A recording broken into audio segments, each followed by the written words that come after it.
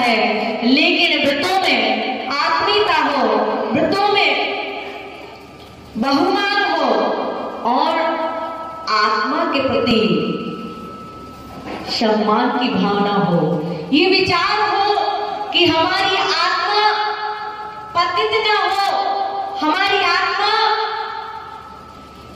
संसार में ना भटके, तो समझना कि हम कोई भी व्रत, कोई भी संकल्प लेते हैं तो वह हमारा संकल्प, हमारा व्रत पूर्ण होता है।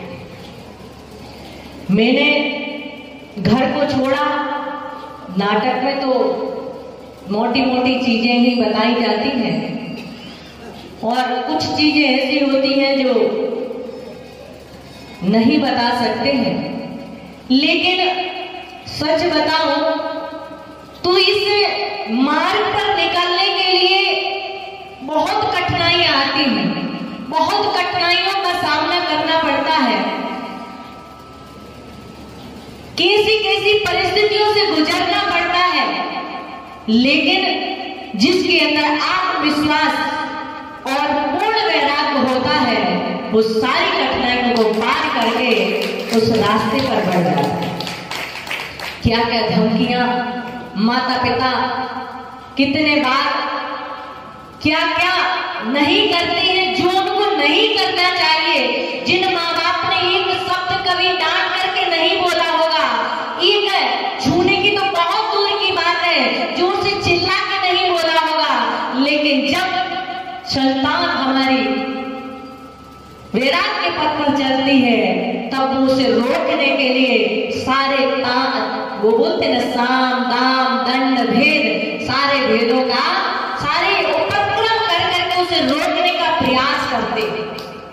मेरे साथ भी बहुत ऐसी ही कुछ घटनाएं हुई थी।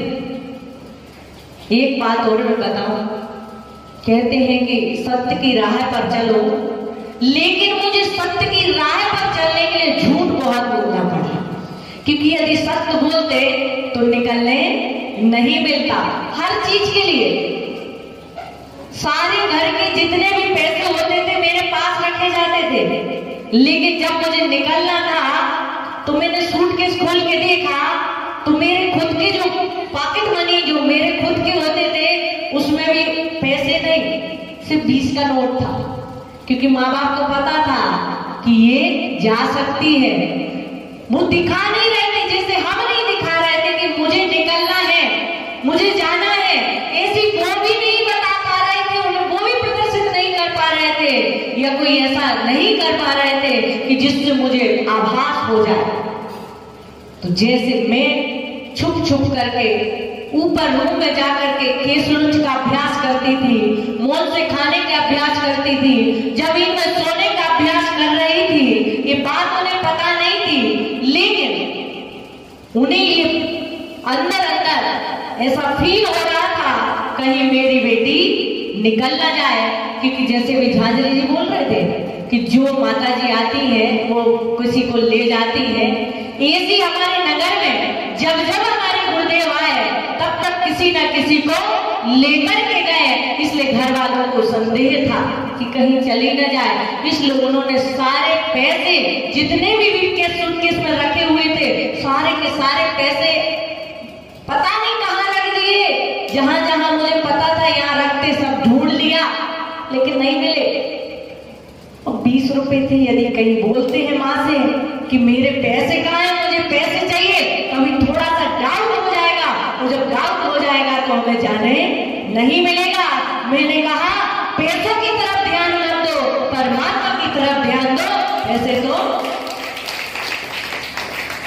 जरूरत होगी तो मिल जाएंगे। भी कपड़े ले जाने नहीं दे रहे थे तो सोचा था कुछ 10-20 हजार ले जाएंगे, खरीद लेंगे, कपड़े तो घर पे भी मिल जाते हैं।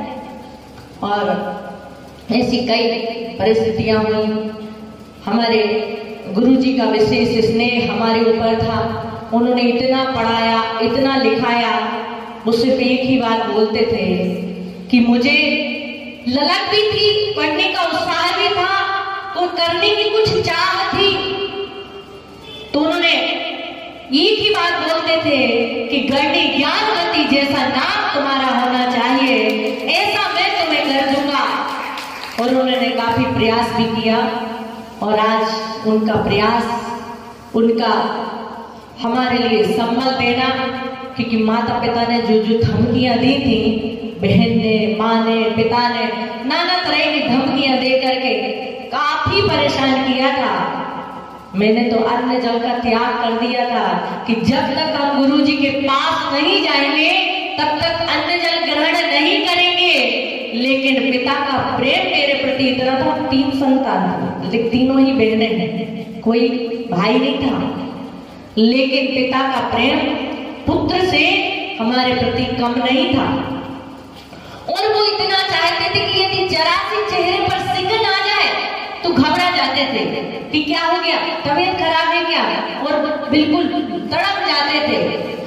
तो जैसे ही मैंने भोजन का त्याग किया तो उन्हें तड़प गए, लेकिन उन्होंने बस एक ही बात बोली कि यदि तुम गुरुजी का दीक्षा दिवस मना करके नहीं आए तो हम दोनों जहर खा करके, फांसी लगा करके मर जाएंगे। लेकिन गुरुजी ने जो संबल दिया कि सब घर वाले ऐसी ही धमकी देते हैं, कोई मरता रहता नहीं है, और उसका परिणाम ये निकला कि 8 दिन तक तो मुझे भी घबराहट थी बहुत ज्यादा, लेकिन जब 8 दिन पार हो गए और शिखर जी के लिए विहार हुआ। और एक बात मैं महत्वपूर्ण आपको ये बता दूं कि मैं शिखर जी में रही, निमिया घाट में चतुर्मास हुआ गुरुजी के साथ ब्रह्मचारिणी अवस्था में, लेकिन कोडरगांव आए और कोडरगांव से जब बिहार हुआ उसके जस्ट बाद ही मेरे महीना भर के बाद हमारी दीक्षा वहां पर संपन्न हो गई। मैंने व्रत तो लिया था 1 वर्ष का, लेकिन घर वालों को बताया था आजीवन व्रत लिया है। मैंने सोचा यदि घर वाले नहीं मानेंगे, जबरदस्ती रोक ही लेंगे तो व्रत तो खंडित नहीं होगा। लेकिन बताया था आजीवन, कहीं आजीवन नहीं बताएंगे, 1 साल बताएंगे, 1 साल तो बांध के रख लेंगे और शादी कर देंगे। वैसे लड़के बड़के ढूंढने चालू हो गया था, वो इसलिए क्योंकि ये घर से निकल ना जाए। वो लक्षण दिख रहे थे, 24 घंटा पढ़ना, एवरी टाइम पुस्तक हाथ में रहना, पूरा धर्ममय जीवन होना। उनको आभास होने लगा था कि कहीं ये चली न जाए, इसलिए शादी के बंधन में बांध दो, इसलिए संसार में बंध जाए। लेकिन बैरागी को कोई बांध नहीं सकता। जिसका वैराग्य, जिसका आत्मविश्वास कमजोर होता है, वो तो लोगों के बोलने से और रोकने से रुक जाता है, लेकिन जिसका आत्मविश्वास मजबूत होता है वो किसी के रोकने से रुकता नहीं है। आप सब लोग जयकारा लगाते हैं। जैसे कल ये भाभी जी बोल रही थी, जिनकी बेटी माँ का रोल अदा कर रही थी कि मेरी बेटी जाएगी तो मुझे भी उनकी माँ के जैसा दुख होगा। लेकिन जो माँ थी हमारी, उन्होंने 2 साल तक कोई पकवान नहीं बनाया। जब वो भोजन करने बैठती थी तो आंसू गिरते थे। और 1 साल बाद तो मेरे पास भी आई, बोले अभी कुछ बिगड़ा नहीं है, अभी भी चलना हो तो चलो, हम लेने के लिए आए हैं। मतलब ये मोह की पराकाष्ठा। ऐसी वो बोल रही थी कि जाएगी तो दुख होगा, लेकिन जाएगी तो मेरा सौभाग्य होगा। ये बहुत बड़ा दिल चाहिए इतनी बड़ी बात बोलने के लिए। आप सब लोग जयकारा लगाते हैं। माँ की बेटी कैसी हो, क्या बोलते थे, बोलो ना। माँ का बेटा कैसा हो, विद्यासागर जैसा हो, सिद्धांत सागर, विशुद्ध सागर जैसा हो, जो महाराज आते उनके जैसा हो। लेकिन माता जी आ जाए तो क्या बोलते, जो माता जी आ जाए, माँ की बेटी कैसी हो। हाँ, आप लोगों के पास मौन है क्या, माँ की बेटी कैसी हो। लेकिन हमारी नहीं, पड़ोसी की। किसकी, हमारी नहीं। यदि हमारी जाने लगे तो हम कूड़ा रोकने का प्रयास करेंगे, लेकिन पड़ोसी की जाने लगे तो हम तालियां बजाते, अनुमोदना करते हैं, कितना अच्छा भाव बनाया, कितना अच्छा बढ़िया काम किया। और लेकिन जब हमारी जाने लगती तो हमें बहुत तकलीफ होती है, फिर जो चला जाए तो चला जाए। आज उत्तम ब्रह्मचारी का दिन है और आज का दिन ही कह रहा है ब्रह्मात्मने ब्रह्म। अपनी आत्मा में ही रमण करना, अपनी आत्मा में ही रमना, अपनी आत्मा में ही जमना, उसी का नाम ब्रह्मचर्य है। जो अपनी आत्मा में रम जाता है, ब्रह्म कहते आत्मा को, जो अपनी आत्मा में रम जाता है, जो अपनी आत्मा को जानने लग जाता है, वही सही मायने में ब्रह्मचारी होता है। एक ब्रह्मचारी सामान्य ब्रह्मचारी होता है, स्त्री मात्र का त्याग कर देना ये सामान्य ब्रह्मचारी है। और एक 5 इंद्रियों के जो 28 विषय होते हैं, 5 इंद्रियों और मन के जो 28 विषय होते हैं, 8 स्पर्श के, 5 रसना के, 2 घ्राण के, 5 चक्षु के और 7 कर्ण के और 1 मन का। इस प्रकार से 28 जो विषय होते हैं, इन 28 विषयों का त्याग कर देना, क्योंकि मात्र भावना की पूर्ति सिर्फ स्पर्श इंद्रिय से नहीं होती है। हमारी भावना की पूर्ति, हम कल तत्वार सूत्र में पढ़ रहे थे कि ऊपर स्वर्गों के जो देव होते हैं, दूर स्वर्ग तक, स्वधर्म और ईशान स्वर्ग तक काय से प्रविचार होता है। बाकी स्वर्गों में स्पर्श, रूप, शब्द, मनः प्रविचार, स्पर्श से, रूप से, शब्द से और मन में विचार करने से प्रविचार होता है। लेकिन मनुष्य जाति एक ऐसी है जहां पर 5 इंद्रियों से प्रविचार होता है। इसलिए आचार्य भगवान कहते हैं, इन 5 इंद्रियों के विषयों को छोड़ देना, मन के विषय को छोड़ देना, उसी का नाम उत्तम ब्रह्मचारी। और इस उत्तम ब्रह्मचारी को मात्र साधु ही ग्रहण कर सकते हैं। हम श्रावक तो मात्र इतना नियम ले सकते हैं, इतना व्रत ले सकते हैं कि अपनी स्त्री को छोड़ करके बाकी जितनी भी स्त्रियां हैं, सभी स्त्रियां किसके समान हैं? माता, बहन, सुता, पहचाना। क्या बोलते हैं आप लोग भाभी लोग 10 लक्षण की पूजा में? क्या बोलते हैं? इतना तो हमने बोल दिया, उसके आगे का बोलो हैं? लो अध्यक्ष जी समझ गए आप? इतनी पूजा करते हैं, 10 दिन तक इतनी पूजा की, इतनी पूजा की, प्रवचन छोड़ दिया, स्वाध्याय छोड़ दिया, सब छोड़ दिया। जो श्रावक के 6 कर्तव्य होते हैं, उन 6 कर्तव्यों में गुरु उपासना भी है और स्वाध्याय भी है। क्या है? स्वाध्याय भी है। और यदि आप प्रवचन सुन लेते तो आपका स्वाध्याय भी हो जाता और गुरु उपासना भी हो जाती। लेकिन तो जय जयनाथ परम गुरु हो, लड़का मांगे लड़की हो, है बस। हाँ, इस थाली से इस थाली। अब वही पत्तियां याद, 10 दिन पूजा करने के बाद तो हमें पूरी पूजा याद हो जाती है, सुन सुन के याद हो जाती है। हाँ, हमारे अध्यक्ष जी को सुन सुन के सभी को हो जाती है, इधर से उधर से चलते चलते।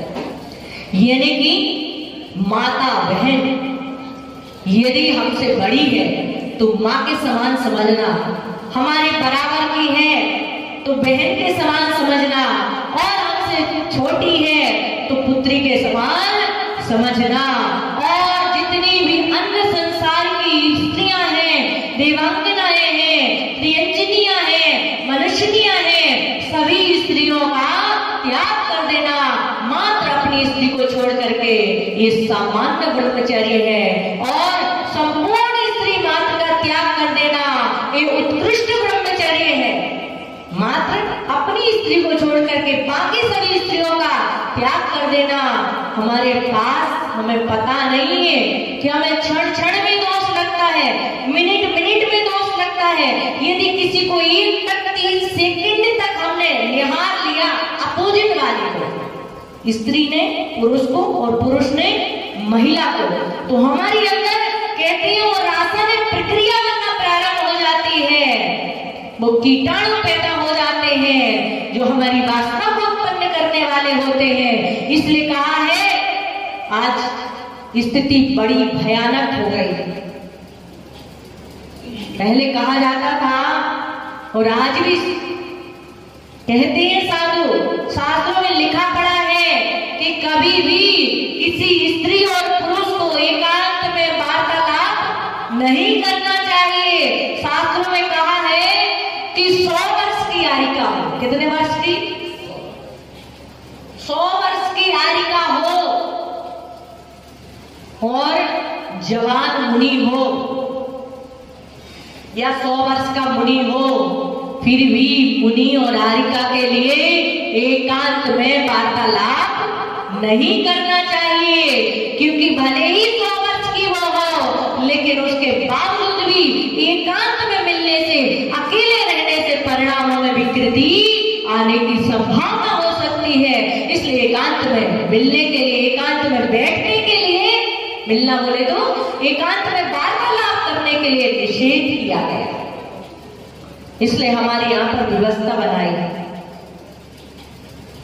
कि कभी भी अकेली महिला के साथ अकेला पुरुष नहीं और अकेले पुरुष के साथ अकेली महिला नहीं। और हमें इस चीज का भी ध्यान रखना चाहिए कि एकल विहारी जो साधु है उन्हें प्रोत्साहन नहीं देना चाहिए, क्योंकि जब जब एकल विहारी, चाहे वो माता जी हो और चाहे वो महाराज जी हो, निश्चित है कहीं ना कहीं बुराई जरूर आएगी और बुराई नहीं भी होगी तो दोष जरूर आएगा। क्योंकि यदि अकेले महाराज, अकेले साधु हैं और उनके कक्ष में यदि कोई अकेले में जाता आता है तो भले न तो साधु के मन में है, न श्रावक के मन में है, न किसी के मन में, लेकिन देखने वाले के मन में जरूर भाव आ जाता है। इसलिए कहा यद्यपि सत्यम लोक विरुद्धम न करणीय नाचरणीय। सत्य है, हम शुद्ध हैं, हम साफ हैं, लेकिन लोक के विरुद्ध हैं तो कहते हमें ऐसा कार्य नहीं करना चाहिए। एक घटना आती है कि एक नगर में संत थे, एक महिला जिद कर रही थी कि मुझे आपसे कुछ बात करनी है। महाराज बोले कि आप बात कर लो सबके बीच में। बोले नहीं, अकेले में बात करनी है, वो दरवाजे बंद करके बात करनी है। महाराज बोले ये तो बिल्कुल पॉसिबल ही नहीं है। वो महिला बहुत बड़बड़ाई, बहुत उल्टा अनाप शनाप बोलने लगी। आपको अपने आप पे विश्वास नहीं है, हम पे विश्वास नहीं है कि हम लोग ऐसे कोई गलत है, क्या आप गलत है, आपको अपने आप पे कंट्रोल नहीं है। आधी आधी बातें कहने लगी। महाराज ने कहा कोई बात नहीं, कल हम बात करेंगे, लेकिन आज एक काम करो, एक काम आज करो। बोले क्या करना है? बोले आज मात्र आपका जो ब्लाउज है ना, ब्लाउज आप मेरी कुटिया में टांग दो, बस कल हम आपसे बात कर लेंगे। और कहते हैं कि जो से ब्लाउज उसने खूंटी पे टांगा, जो व्यक्ति आता, बोले महाराज के रूम में ब्लाउज, महाराज के रूम में ब्लाउज, महाराज के रूम में ब्लाउज। और पूरे नगर में चर्चा हो गई, लोगों ने कमेटी मीटिंग कर ली, महाराज के लिए जाकर के कपड़े पहनाएंगे और कपड़े पहनाने के लिए तैयार हो जाते हैं। महाराज के पास आते हैं, महाराज आप इसी वक्त कपड़े पहने, आप आचरणहीन हैं। महाराज ने कहा कि पहले मेरी बात सुन लो, पहले मेरी बात सुन लो, फिर आपको जो करना है करिएगा। बोले बोलिए क्या बात है? बोले महिला है, उस फलानी महिला को बुलाइए। वो महिला मुझे से अकेले में वार्तालाप करना चाहती थी, इसलिए उसको सबक सिखाने के लिए मैंने ये कपड़ा मंगाया, उसका वस्त्र मंगाया है। विचार करना कि जब एक अकेली महिला का एक अंग वस्त्र महाराज के रूम में रहने से लोग कपड़े पहनाने की भावना बना सकते हैं, तो एकांत में महिला से वार्तालाप करने पर मेरी क्या दशा है? उसे संदेश देने के लिए मैंने उसका वस्त्र मंगाया था, ना कि मेरा और कोई गलत भावना नहीं थी। और उस महिला को समझ में आ गया कि वास्तव में यद्यपि सत्यम लोक विरुद्धम, हम सत्य है, आप सत्य है, लेकिन लोक के विरुद्ध है, कार्य हमें नहीं करना चाहिए। समय आपका शायद हो रहा है, थोड़ा और ले लें। आपको कैसा लगा तो बोलो ना। आज उत्तम ब्रह्मचारी का दिन कह रहा है कि हमारे पास ऊर्जा है, हमारे पास अथाह ऊर्जा है। जितनी भगवान के पास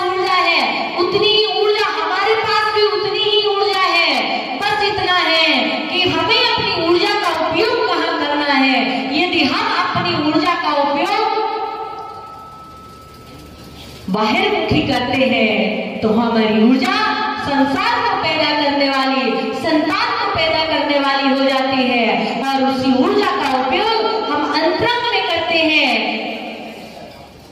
अंतर्मुखी कर देते हैं। इसका मतलब यह है कि जो ऊर्जा हमारी नीचे की तरफ जाती है तो संतान को पैदा करने वाली होती है और वही ऊर्जा ऊर्ध्वमुखी हो जाती है तो वही ऊर्जा परमात्मा को पैदा करने वाली हो जाती है। हमारे ऊपर है कि हमें अपनी ऊर्जा का उपयोग कहाँ करना है। शक्ति हमारे पास अपार है, उस शक्ति का उपयोग हमें परमात्मा बनाने में करना है, इस संसार को बसाने में करना है। यदि संसार को बसाने में करते हैं तो संसार में रह जाते हैं और परमात्मा में लगाते हैं तो एक दिन हम परमात्मा रूप को प्राप्त हो जाते हैं। हमारे शास्त्रों में विजय और विजया सेठानी का उदाहरण आता है कि उन्होंने ऐसा अखंड ब्रह्मचर्य, एक चीज पूरे भारतवर्ष की, पूरे मुल्क की एक ही घटना है जिन्होंने शादी करने के बाद भी अखंड ब्रह्मचार्य व्रत का पालन किया। एक का शुक्ल पक्ष, एक का कृष्ण पक्ष, और दोनों ने ऐसा ब्रह्मचार्य व्रत पालन किया। और जब पता चला, सेठानी को तो रोने लगती है, बोले आप दूसरी शादी कर लीजिए, मेरा भी 15 दिन, आपका भी 15 दिन। उन्होंने कहा कि मैं शादी नहीं करूंगा।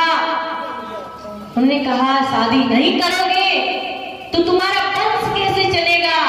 उन्होंने बहुत बढ़िया बात कही, उन्होंने बहुत उत्कृष्ट बात कही। उन्होंने एक बात कही कि यदि मेरा कर्म अच्छा होगा तो मेरे माता पिता का नाम ऊंचा होगा, यदि मेरा कर्म अच्छा नहीं होगा तो कितने भी संतान पैदा कर लो कुछ होने वाला नहीं है। और ऐसा नाम उन्होंने किया कि संतान तो नहीं हुई लेकिन आज भी उनका नाम हर साधु के मुख से लिया जाता है। ऐसा व्रत, ऐसा अखंड ब्रह्मचार्य व्रत कि सारी भोग्य सामग्री मिलने के बावजूद भी उन्होंने उस सामग्री को त्याग कर दिया। ऐसा ब्रह्मचार्य व्रत, ऐसे ब्रह्मचार्य व्रत के प्रभाव से 84,000 साधुओं को एक साथ आहार दान देने का फल मिल गया। मात्र एक अखंड ब्रह्मचार्य व्रत धारी को भोजन कराया। ऐसे महान व्रतों को पालन करने वाले महान महान महापुरुष, महान महान सीता, अंजना, सतियों जैसे जिनके ऊपर महान उपसर्ग आए फिर भी उन्होंने अपने शील को नहीं छोड़ा, ऐसे ही हमें भी अपने बच्चों को ऐसे संस्कार देना चाहिए कि बेटा प्रलोभन देने वाले बहुत मिलेंगे, बहुत मिलेंगे, लालच देने वाले बहुत मिलेंगे, गिफ्ट देने वाले बहुत मिलेंगे, लेकिन इन 12 गिफ्टों में तुम नहीं उलझ जाना। अपने माता पिता का सम्मान का ध्यान रखना और अपने शील का ध्यान रखना, इस बात को हमें अपने बच्चों के लिए समझाना चाहिए।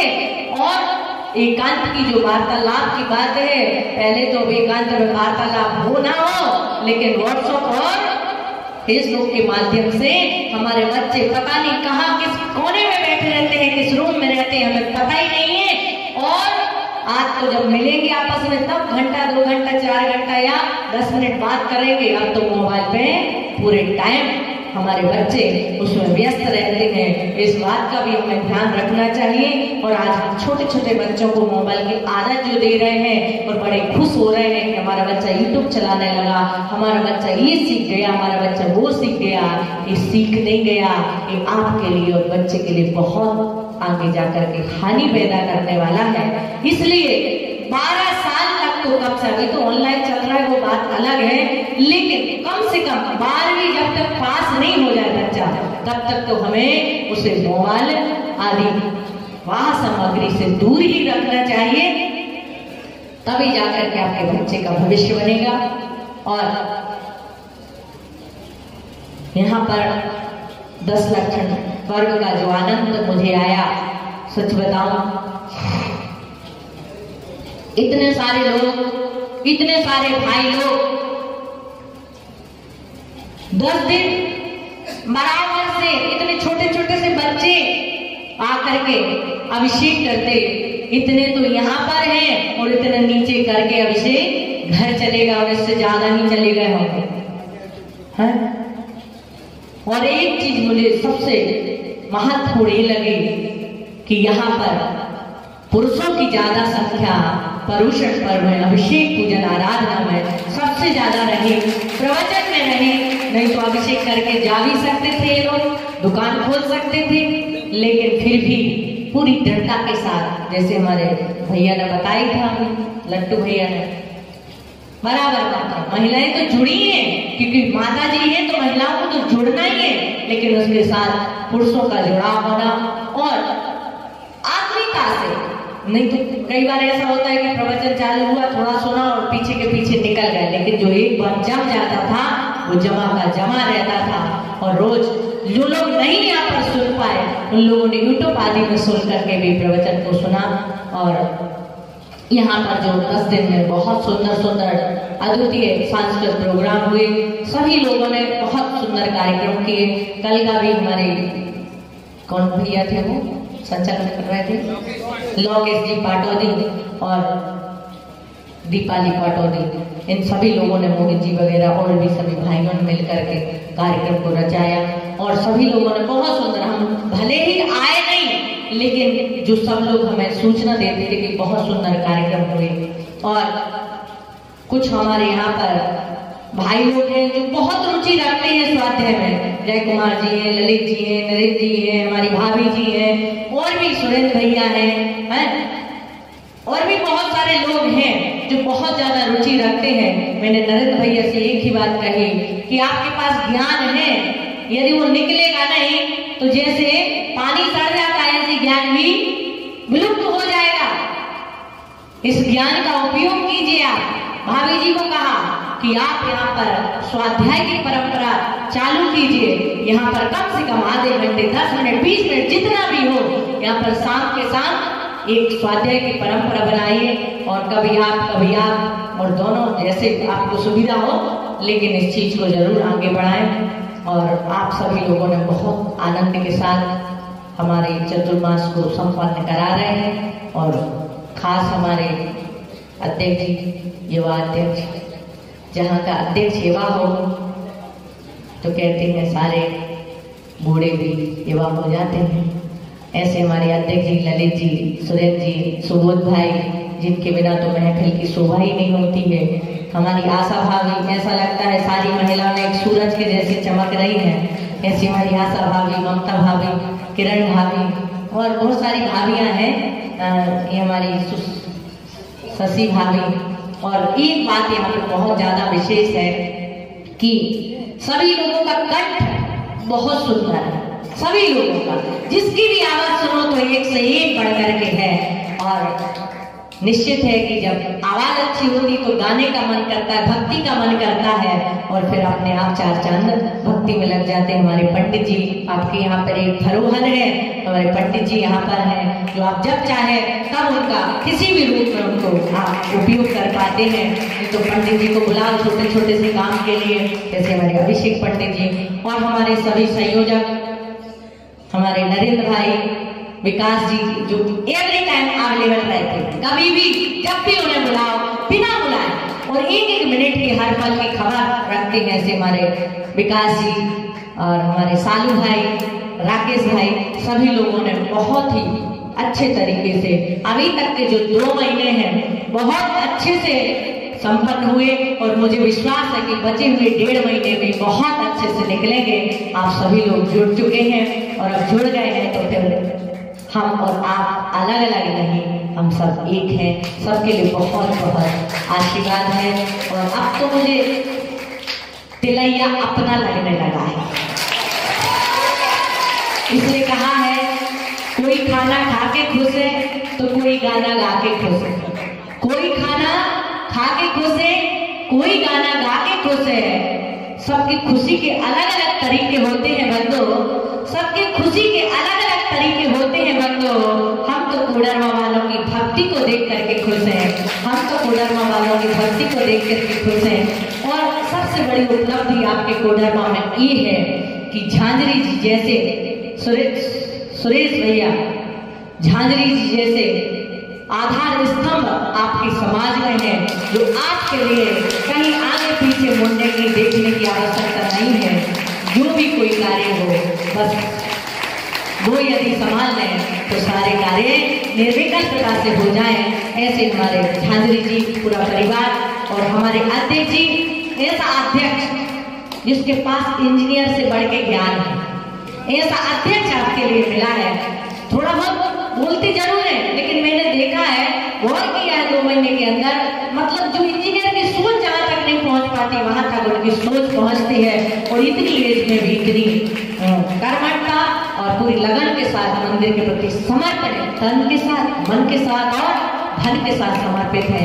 ऐसे हमारे ललित भाई और सुरेंद्र भाई, सभी लोगों के लिए मेरा बहुत बहुत आशीर्वाद। हमारे प्यारे प्यारे दादाजी जो सबसे ज्यादा प्रिय लगते हैं हमारे लिए, ऐसी हमारी भाभी जी, हमारी मन जी, क्या नाम भाभी जी का, उन भाभी जी का, सरागी वीना सरागी, इतना जुड़ना, इतना अटैचमेंट उनका, उनके पति देव। आपके आने पर एक कोई भी कार्यक्रम, हाँ, सारे रात के 11 भी बज जाते हैं, तब भी बोले नहीं भैयावती करके जाएंगे, नहीं तो हमें नींद नहीं आएगी। एक दिन पता है क्या हुआ इनके साथ में, पता है क्या हुआ, धूप दसवीं थी, इनके स्वामी जी बाइक चला के इनको बड़े छोटे मंदिर लेके गए, ये उतर नहीं थी, इनके स्वामी जी ने गाड़ी आगे बढ़ा दी, गिर गई, ये गिर गई और गिरी तो उठी नहीं। सबसे पहले पतिदेव को ये बोला, बोले मैं गिर गई हूँ, यदि लग गई तो मैं माता जी के पास कैसे जाऊंगी, अब मेरा क्या होगा। मतलब विचार करना कि व्यक्ति गिरा पड़ा, उसे अपनी चिंता नहीं है, चिंता किसकी है कि मैं माता जी की अभ्यर्थी कैसे कर पाऊंगी। ऐसे भावना वाले लोग, ऐसे हमारी सभी भाभी लोग, भाभी और किरण भाभी और वो एक भाभी और प्रीति प्रिया भाभी, था कि जो टल गया। हाँ, जो मतलब कहने का मतलब ये था कि 15 दिन से लगातार भैयावती कर रही है, इसका परिणाम ये निकला, ये बाइक से गिरी तो, लेकिन एक खराश भी नहीं आई है भैयावती का परिणाम है। नहीं तो बाइक से चलती बाइक से यदि गिर जाए कोई व्यक्ति तो उसे लगे बिना नहीं रहता, और फिर उनका शरीर भी उनके हिसाब से है।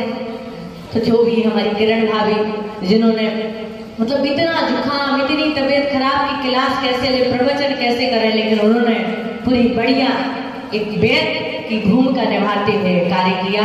और एक हमारी भाभी जी हैं, हमारी बहुत सारी भाभी हैं, गुड़िया भाभी, हमारी कौन कौन सी भाभी हैं, अरे वो अध्यक्ष आंटी का तो नाम ही भूल जाते हैं, नीलम भाभी, सबको भाभी से बोलते बड़े प्यार से हम, इसलिए वो भाभी याद रहता है, शकल याद रहती है, नाम कम याद रहते हैं, लेकिन शकल सबकी याद है। सबके लिए बहुत बहुत आशीर्वाद। ऐसी बहुत सारी भाभी लोग हैं जो बहुत सेवा कर रही। हमारी एक और भाभी है मोना सलोना भाभी है, ममता भाभी, सबके हमने उल्टे पुल्टे नाम कर दिए ताकि हमें सबके नाम याद रहे। सबके लिए बहुत बहुत तहे दिल से आशीर्वाद है कि आपका जीवन इसी तरह धर्ममय, शांतिमय और समृद्धिमय गुजरे। यही आप सबके लिए आशीर्वाद बोले भगवान महाविष्णु की। और पता नहीं हम क्षमावाणी को क्या समस्या आ जाए तो हम रहे न रहे, लेकिन इतना जरूर कहेंगे, हो सकता है इतने 2 महीने के दिनों में, चतुर्मास में तो हम क्षमा याचना कर ही लेंगे, लेकिन आज सभी लोगों से मिच्छामि दुक्कड़म कहेंगे कि यदि हमसे किसी के द्वारा कोई